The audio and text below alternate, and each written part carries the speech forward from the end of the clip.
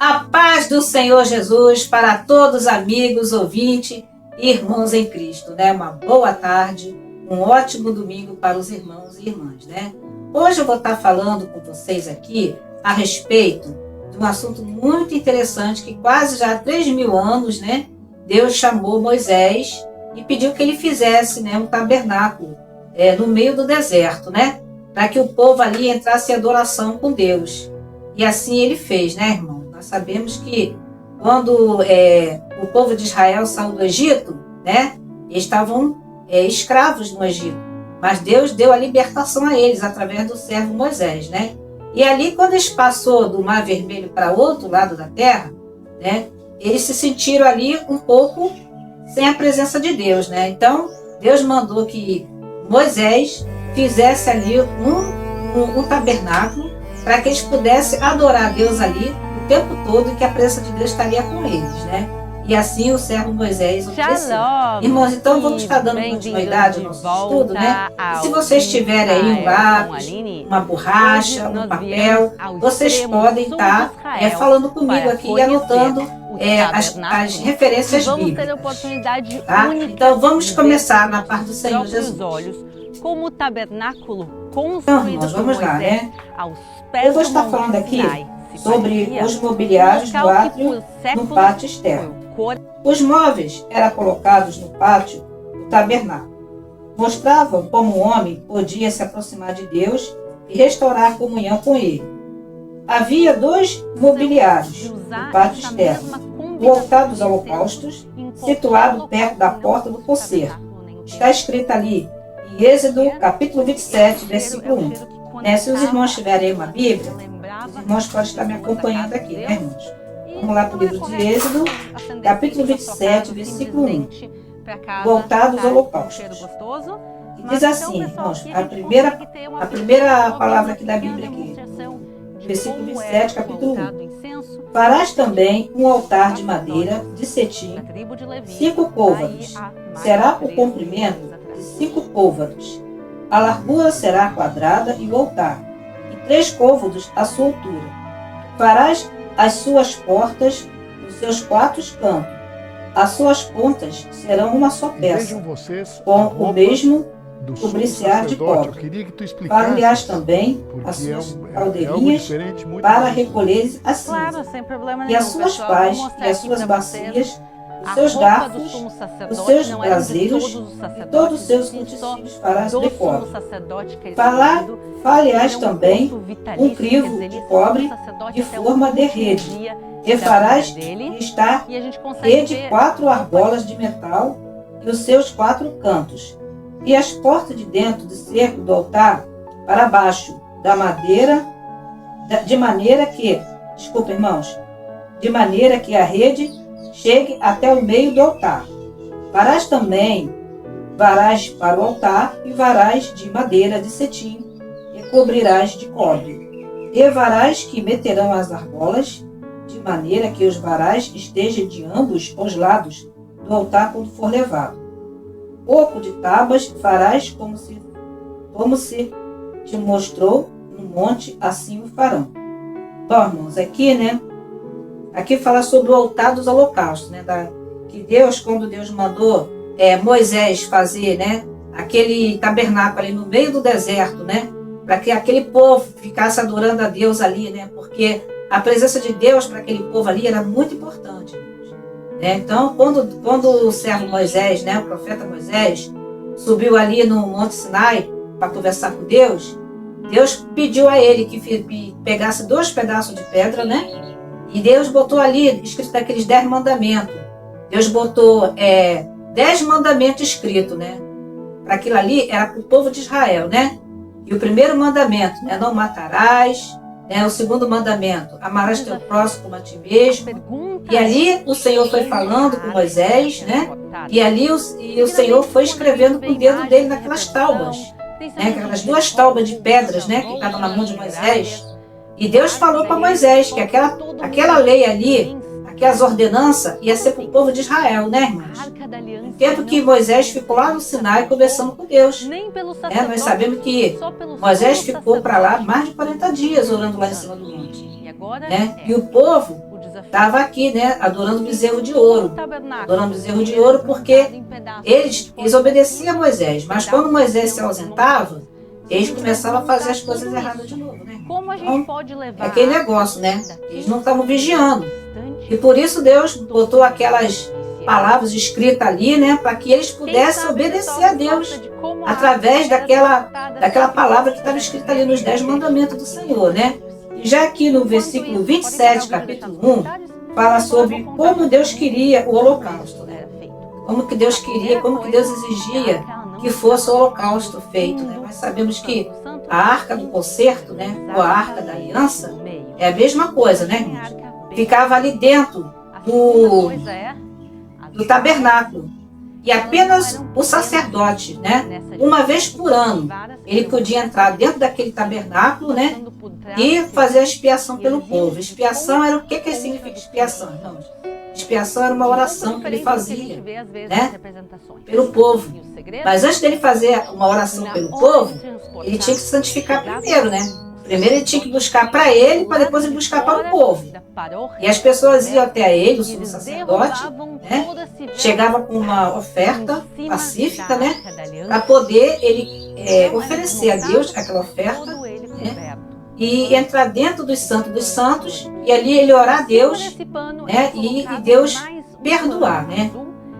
O pecado do povo, né? Mas nós sabemos, irmãos, que para fazer isso, o sacerdote, né, o sumo sacerdote, estaria que estar muito bem preparado diante de Deus, né? Com oração, com jejum, uma vida santificada diante de Deus, porque não era qualquer um que podia entrar ali dentro do Santo, não. Não era qualquer pessoa, não, né? Inclusive eles, né, a roupa do sacerdote, eles vinham com uma estola sacerdotal, né? Aqui no peito, chamava éfode, né, irmão? Éfode, não. Eram as 12 tribos de Judá. Porque o sacerdote naquela época, ele tomava conta das 12 tribos de Judá. Né? Ele era o responsável por aquelas 12 tribos, pela vida espiritual do povo. Né? Então, ele era responsável. Então, por isso que ele não podia entrar de qualquer maneira no Santo dos Santos. E nós sabemos que a Arca da Aliança, ela ficava no meio, né? Quando ela era tirada de dentro do tabernáculo, né, para outro lugar, quando ela era removida, ela tinha que estar totalmente coberta. Depois eu vou deixar um vídeo aqui no card, os irmãos verem. Ela tinha que estar totalmente recoberta, o povo não podia ficar vendo a arca do concerto da aliança, não poderia estar vendo, né? Porque era um objeto sagrado, então o povo não podia estar vendo. E até se o sumo sacerdote entrasse ali dentro, desconcertado, ele poderia, né, a presença de Deus, matar aquele sacerdote. Por quê? Ele tinha que estar com a vida dele no altar, irmãos. Tinha que estar com a vida dele muito preparada para poder orar pelo pecado do povo, né, para poder Deus perdoar. E por isso que eles usavam sinos, né, sinos na barra da saia. Por quê? Porque se eles fizessem aquele sino, na hora que Deus estava, eles fazendo oração, orando a Deus, e aquele sino parasse de balançar, e se eles estivessem desconcertados com Deus, poderia ter certeza que Deus tinha fulminado eles, né? Por quê? Porque, como eu estou explicando, eles tinham que estar com a vida santificada diante de Deus. Não podia entrar ali dentro de qualquer maneira, né? Então, por isso que aquele sino, aqueles guizos ficavam balançando, fazendo barulho, que eles já estavam vivos orando a Deus, né? E para não acontecer alguma coisa assim de errado, né? Se Deus achasse que eles não estivessem certo diante de Deus, eles amarravam uma corda no pé do sacerdote, do sumo sacerdote, eles puxavam. Se caso o sino parasse de tocar, eles puxavam a corda. Por quê? Porque eles sentiam que o sacerdote, né, tinha falecido, né, por causa da presença de Deus. Porque, como eu expliquei, não podia entrar de qualquer maneira, tinha que entrar com a vida santificada diante do Senhor, né, irmãos? Então, essa explicação eu estou dando aos irmãos, para os irmãos saberem mais ou menos, né, como que Deus naquela época gostava das coisas, né? Ele gostava das coisas certo, direito, né? E não podia haver pecado diante do povo, né, irmãos? Então, continuando a palavra aqui, vou continuar aqui onde eu parei. Primeiro passo. Existia para o homem aproximar-se de Deus ao entrar no pátio do tabernáculo. Para o homem se aproximar de Deus, estava simbolizado pelo altar dos holocaustos, ou seja, a expiação. A sua mensagem é: sem derramamento de sangue não há remissão de pecado. Onde está escrito, irmãos? Está escrito ali no livro de Hebreus, capítulo 2, versículo Hebreus 9, capítulo 22. Por conseguinte, sem remissão de pecados, não há comunhão com Deus. A remissão foi efetuada no Calvário, onde Cristo se sacrificou pelas nossas rebeliões. Então aqui, no livro de Hebreus, capítulo 9, versículo 22, fala, que sem remissão de pecados, sem remissão de sangue, irmãos, não há remissão de pecados, sem derramamento de sangue, não há remissão de pecado. Por quê? Cristo, ele sacrificou na cruz do Calvário, derramou todo o seu sangue, para poder, hoje em dia, a gente ter a nossa salvação garantida por ele, irmãos? E por isso que ele dá muito valor a esse sacrifício, Relata que a primeira coisa que se via depois de entrar no átrio era o altar dos holocaustos. O termo holocausto é formado por duas palavras gregas, holos e kaumatos, queimar, que literalmente é um sacrifício, totalmente queimado, ou lugar de sacrifício. Ali era oferecida as ofertas queimadas, ou literalmente aquilo que sobra. O altar dos holocaustos era feito de madeira de acácia revestida de cobre. Media quase 2,5 metros de altura. E o interior desse altar era oco. Cada canto tinha um chifre. Cada ponta sobressaía de forma de chifre de boi. Os animais para o sacrifício era atado a esse chifre. Salmo 118, capítulo 27. Além disso, se alguma pessoa era perseguida, podia apegar-se ao chifre, ao altar, de fim de obter misericórdia e proteção. Está escrito em 1 Reis, capítulo 1, versículo 50. Sobre esse altar eram oferecidos sacrifícios. Essa era a sua finalidade. Assim como o homem perseguido podia agarrar-se ao chifre do altar para escapar do vingador ofendido, o pecador pode agarrar-se simbolicamente à cruz.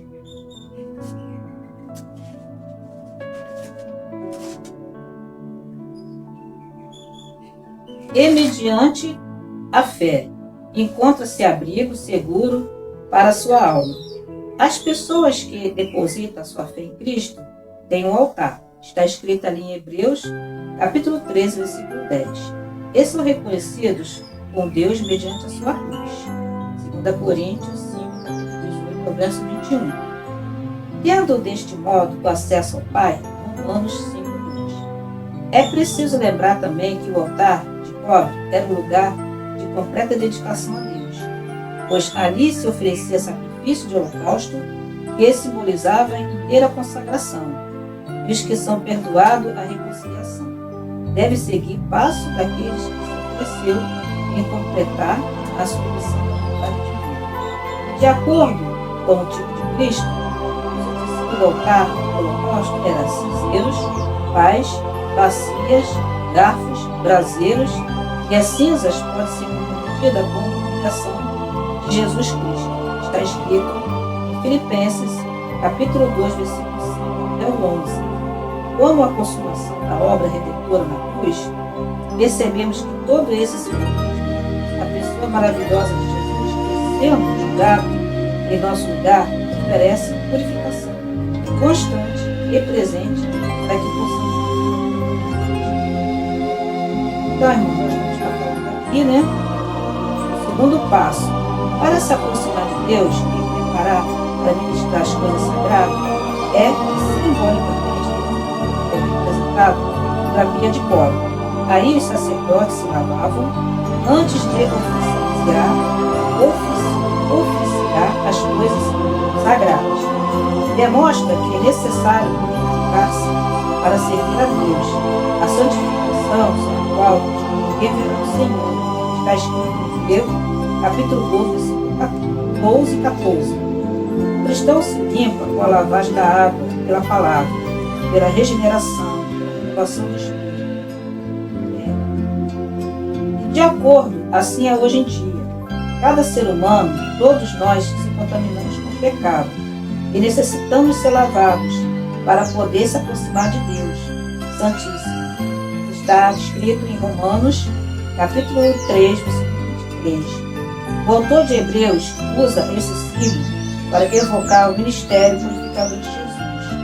Aquele que é, pelo seu sangue, nos lavou dos pecados, aquele, pois, que aceita para si o sacrifício de Cristo, estão limpos, estão incluídos no convite. Cheguemos-nos com um verdadeiro coração, em inteira certeza de fé, tendo o coração purificado da má consciência e o corpo lavado nas águas limpas.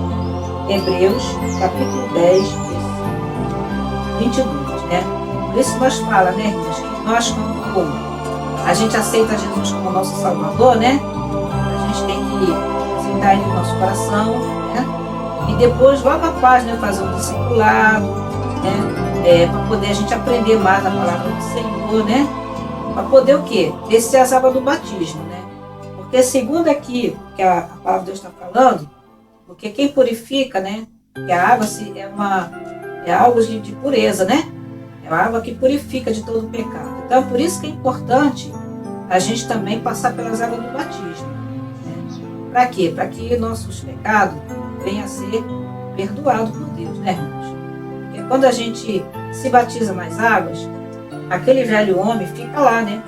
Aí nasce uma nova criatura, uma nova pessoa, né? Já nasce livre do pecado, do juízo e da condenação. Porque no livro de Romanos fala, né? Que aquele que está em Cristo, nova criatura é, né? E as coisas velhas se passaram, né? Então, por isso que é importante, né? A gente buscar o batismo do Espírito Santo, mas também é muito importante a gente buscar o batismo nas águas. Porque quando a gente desce nas águas, todo aquele pecado, toda aquela vida errada que a gente levava no passado, né? Cristo dá a regeneração, né? Deus regenera a gente, né? E mostra aquilo que a gente erramos, aquilo que nós estamos errados, aquilo que estamos fazendo de errado, né? Deus vai tocando no nosso coração e a gente vai se libertando das coisas, né? Porque é Cristo que nos liberta, né? Então, continuando a palavra aqui, explicamos em mobiliários no santo lugar. A mesa do pão das aspas, o candelabro de ouro e o altar do incenso. Primeiramente vou começar falando sobre a mesa do pão das aspas. Ao entrar na oração, ao lado direito, a primeira mobília pela qual o sacerdote ia passar era a mesa do pão da preposição. A frase pães da preposição significa pães do rosto.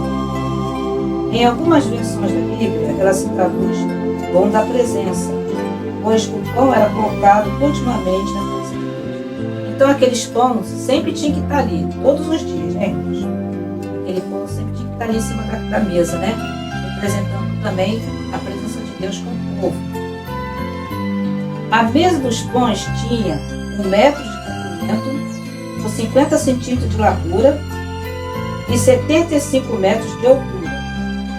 Sobre elas ficavam 12 pães da presença, representadas as 12 tribos, ou todo o povo de Deus. Esse pão era comido pelos sacerdotes a cada sábado, e no mesmo dia era substituído. Esses pães indicavam que a pessoa de Jesus como o pão da vida, o alimento espiritual do povo de Deus. Jesus, quando iniciou seu ministério, declarou: eu sou o pão da vida, e o que vem a mim jamais terá fome, quem crê em mim jamais terá sede. João 6, capítulo 35. E ele disse isso ao povo hebreu, fazendo um paralelo com o maná do pão do céu. E durante 40 anos de perseguição no deserto, alimentou os seus ancestrais dia após dia. E Jesus acrescentou: esse é o pão que desceu do céu, e não o caso dos vossos pais que comeram maná e morreram. Quem come esse pão viverá para sempre. Né, irmão? Então aqui o Senhor está falando, né? E aquele que comeu o pão viverá para sempre, né? Porque Jesus é o pão da vida, né? E declara o Senhor Jesus que não somente o pão da vida, ele é o pão também da salvação, que come uma só vez para obter a promessa da vida eterna. Mas ele também é o pão diário, essencial à nossa sobrevivência e desenvolvimento espiritual. Está escrito ali em Mateus, capítulo 4, versículo 4. Jesus Cristo é a palavra. Ele é o verbo eterno, por meio do qual tudo veio a existir. O sacerdote precisava se alimentar diariamente, e nós, os salvos, somos sacerdotes reais. Em 1 Pedro, capítulo 2, versículo 9, também temos essa necessidade de nos alimentarmos diariamente por meio da palavra. Aqui o candelabro de ouro. O candelabro de ouro ficava ao lado esquerdo do lugar santo, ao lado do sul. Era mais uma espécie de luminária, onde havia 7 lâmpadas acesas. Era uma peça pura feita de ouro. Estava permanente acesa para iluminar o lugar santo. Ali estava a luz verdadeira, a luz que iluminava todo homem que vem ao mundo. João 1, versículo 9. O castiçal era necessário porque o sacerdote de Deus tinha necessidade da luz. E nós temos a Cristo. João 9, versículo 5. Só Jesus é a luz do mundo. Quem o segue terá a luz da vida. A figura do candelabro aponta para a pessoa de Jesus Cristo. O sacerdote era responsável pela manhã e a tarde de manter as 7 lâmpadas cheias de óleo e com ela pavios aparados. E Jesus disse: eu sou a luz do mundo. Quem me segue não andará em trevas, mas terá a luz da vida. Então, irmãos, aqui nesse versículo aqui de João 8, capítulo 12, fala que sacerdote que era responsável, pelo tabernáculo, eles tinham que manter aquelas luzes acesas, irmãos? De dia e de tarde, E tinha que estar sempre mantendo aquela luz acesa. Aquela luz nunca poderia ser apagada, Porque a própria palavra do Senhor fala aqui, Que o Senhor é a luz da vida, a luz do mundo, E quem segue Jesus nunca andará em trevas. O altar do incenso. Havia 2 altares do tabernáculo de Moisés. O altar de bronze, que era para o holocausto, onde estava localizado o pátio externo, a porta do tabernáculo. Êxodo capítulo 27, verso 1. O altar de ouro, que era para queimar incenso, estava posicionado diante do véu, no lugar santo. Êxodo 30, capítulo 1, ao versículo 10. E a semelhança dos outros móveis da tenda, que era feito de acácia revestida de ouro. O altar do incenso tinha seus 4 lados iguais. Cada lado media meio metro. A sua altura é aproximadamente de 1 metro. Sobressaindo a superfície havia em seus 4 cantos umas pontas de forma de chifre. E todas as manhãs e todas as tardes, quando preparavam as lâmpadas, o sacerdote queimava sobre esse altar o incenso, utilizando-se do fogo tirado do altar do holocausto, e o altar do incenso relacionava-se estritamente com o lugar santíssimo.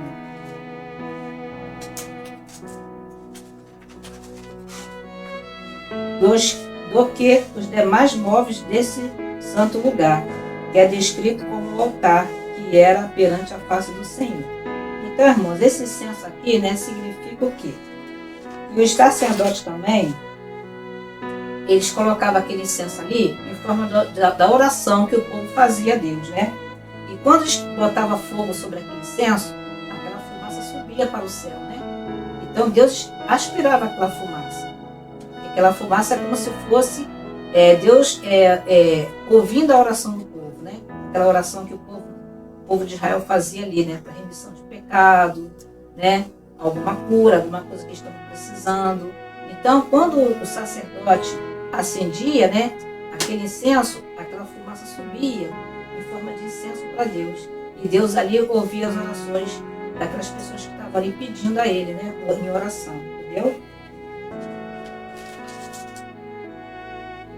O incenso era sempre aparecendo relacionado às orações e intercessões dos santos, que sobe a Deus. Irmãos, eu acabei de falar agora, Está escrito ali em Salmo 141, versículo 2, e Apocalipse 8, versículo 3 até o 4. O incenso é colocado no altar pelo homem, e ao queimar sobre Deus, da mesma forma, as nossas orações começam em o nosso coração, e ascende até o céu onde está Deus. A queima do incenso também tem um significado, quando visto em relação ao ministério do Senhor Jesus Cristo, nosso grande e sumo sacerdote.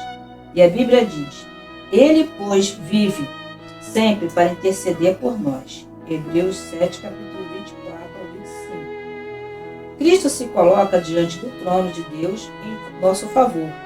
É como é reconfortante saber que temos alguém como Jesus pleiteando nossas causas. Assim, nós vemos que o altar de ouro é um tipo de Cristo, e em seu ministério de oração e intercessão por nós, e também das orações e intercessão do Espírito Santo para a igreja. Então, irmãos, eu vou só ler agora esse último versículo aqui, né? Que está em Apocalipse, versículo 8, versículo 3 até o 4. E depois vou estar fazendo, né? Finalizando aqui, né? Aí no próximo estudo vou estar falando mais um pouco sobre esse assunto. Convido a vocês, né? Se vocês gostaram dessa aula, para vocês deixarem o seu like, né? E compartilhar, né? Para 5 pessoas no seu contato, no seu WhatsApp, tá bom, irmãos? Que isso aí, o YouTube ajuda a divulgar os nossos vídeos, né? Nós fazemos para Deus, né? Para poder anunciar a palavra do Senhor, né? E depois você responde aí de onde você está falando, né? Onde vocês moram, para eu poder também estar orando por vocês. Vamos estar lendo aqui Apocalipse capítulo 8, versículo 3 até o 4. Que diz assim, irmãos: E veio outro anjo e pôs-se junto ao altar, dentro de um incensário de ouro, e foi-lhe dado muito incenso para com as suas orações de todos os santos, sobre o altar de ouro que está diante do trono. E a fumaça do incenso subiu com as orações dos santos, desde a mão do anjo até diante de Deus. E o anjo tomou o incensário e o encheu de fogo do altar, e o lançou sobre a terra, e houve depois vozes e trovões, e relâmpagos e terremotos, e 7 anjos que tinham as 7 trombetas prepararam para tocar. Irmãos, então somente até aqui, né? E que Deus abençoe os irmãos, e que os irmãos possam, né, ter entendido essa parte aqui, né, que eu falei. E vou deixar também aqui nos cards, né, alguns vídeos que explicam também mais sobre o tabernáculo, né, que Deus pediu a Moisés que fizesse esse tabernáculo, né, para que a presença de Deus continuasse sempre com o povo e conosco também, né, irmãos? Então aqui eu me despeço, que Deus abençoe os irmãos rica e abundantemente, e venha estar comigo no próximo estudo, né? E que Deus abençoe vocês. Até amanhã, se Deus quiser. Tchau!